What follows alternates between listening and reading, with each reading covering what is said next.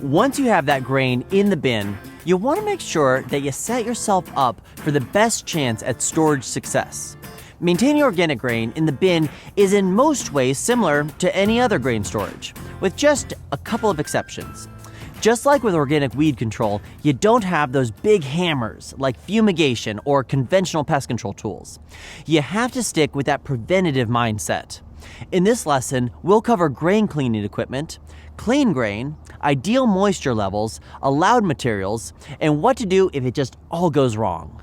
The first thing that we need to think about when preparing for storage is how to ensure that the storage process itself isn't a risk to organic integrity.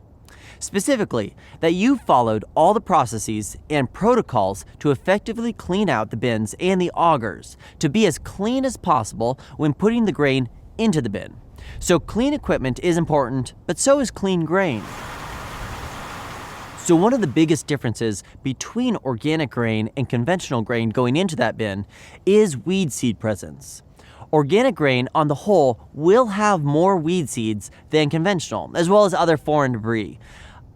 That being said, these weed seeds can bring more moisture, insects, and potential pathogens. Using a seed screening machine like a rotary seed cleaner on your augers to help scalp off that first chunk of non-target weed seed from the grain will help to reduce that weed seed pressure in the bin. I think the most exciting thing I see as an inspector when I'm visiting other farms is these giant piles of mustard seed or cheatgrass or what have you, because it means that weed seed is outside ready to be chicken feed rather than heating up the bin inside. Probably your most important strategy, however, is putting the grain into storage dry. This means below 13% moisture in your small grains and about 17% in your corn and beans. There are several key ways to reduce moisture in organic field crops, including swathing before harvest to get a consistent dry down in your pulses and your small grains, outfitting your bins with aeration capacity, and scalping off that water-holding weed seed prior to putting the grain in the bins.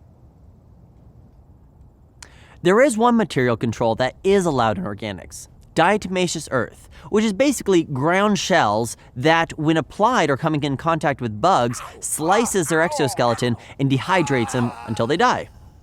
This material is approved for use in grain storage and is pretty simple to apply and relatively inexpensive. After you've cleaned out the bin, spread a few pounds of DE on the bin floor until there's a nice white dusting. This can also be done by turning on the aeration fans and dropping 2 pounds through the fans to be spread out throughout the bin. Then, as you unload the grain from your trucks or your grain carts into the bins, pour 8 pounds of DE, diatomaceous earth, into the first 2 feet of grain in the bin, and then 1 pound per ton for every ton after that, and then an additional 8 pounds to the top 2 feet of the grain in the bin. This will ensure that you have good distribution throughout the grain and a stronger concentration where bugs tend to aggregate in the top and bottom of the grain in the bin. But what do you do if after all of those very careful efforts, you still get an infestation? Placing temperature monitors inside your bin can give you a heads up if something is going wrong. For some examples, check out the lesson notes. If there's any sense that the grain is heating up, first blast the grain with cold air by running your fans at night.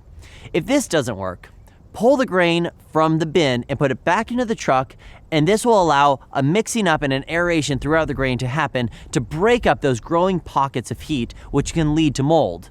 As you put the grain back in, you can add more diatomaceous earth. Now, it is not always smooth sailing with organics in storage. Let's check in with one of our deep dive farmers, John Wepking, to hear a story, maybe we'll call it a cautionary tale, about some barley gone wrong. We grew malting barley, organic malting barley for Brees, and we met spec, which Brees was skeptical we were going to do in Wisconsin. Germ is really challenging because their germ specs are way higher than seed grade. I think 95, 97% plus germ required, which is pretty bananas. But obviously malting is sprouting and roasting grain, so it's important that it sprouts. Long story short, took the first load to the elevator. It had live red flower beetles in the barley, so it was rejected. We brought it back to the farm, kind of panicked because we were early on in this journey, and did a bunch of research on CO2 fumigation, which is something you can do in organic. and basically overdid it. We have a harvester silo which built for silage. It had been retrofitted for grain, but we sealed it back up again. Figured out whatever calculation we needed, bought a bunch of industrial dry ice, and then metered that in the bin with the barley. And it killed all the bugs, but it is actually asphyxiated the grain. So it dropped the germination rate by 15 points, and then it wasn't malting grade anymore. Knowing what I know now, that bug problem wouldn't have happened if we would have had bin fans on the barley to begin with. Because it was actually a clean bin. It was the first crop that went into that bin after we built it, which means it came either from the combine or the field itself. But really the problem happened in our management of the bin. Because if you're harvesting in July, it's 90 degrees out, it's high humidity, the grain's gonna come in 90 degrees because that's the air temperature. So getting that cooled down by running bin fans at night, you have to get out of the zone where the bugs are gonna actively reproduce. So, and we didn't do that. So grain stayed too warm, too long. And red flower beetles are actually really small. If you're not used to growing food grade grain and seeing them, they're like pencil point size, basically. They're not like grain weevils that are a little bit more charismatic, a little bit harder to spot. We weren't looking for it. We got burned with that. If I had that problem again, you can deal with a lot of those insect problems by just waiting for winter and then running the fans when it's super cold, and also just doing a better job of aerating the grain, making sure it gets cooled down as quick as it can after harvest, make sure the moisture's right, all those sorts of things, monitoring the bins all the time. Whew. Thank you, John. Now that's obviously not par for the course, and John hasn't had any more trouble since then, but it does illustrate how important preventative measures are. All right, so you've put in all of this work throughout the season. Don't let lazy post-harvest handling undo it all. So let's wrap this up nice and quick. Identify what the vulnerabilities are for a given crop, and then start clean, stay clean, store dry, use diatomaceous earth, and monitor that grain consistently. Boom! Happy harvest.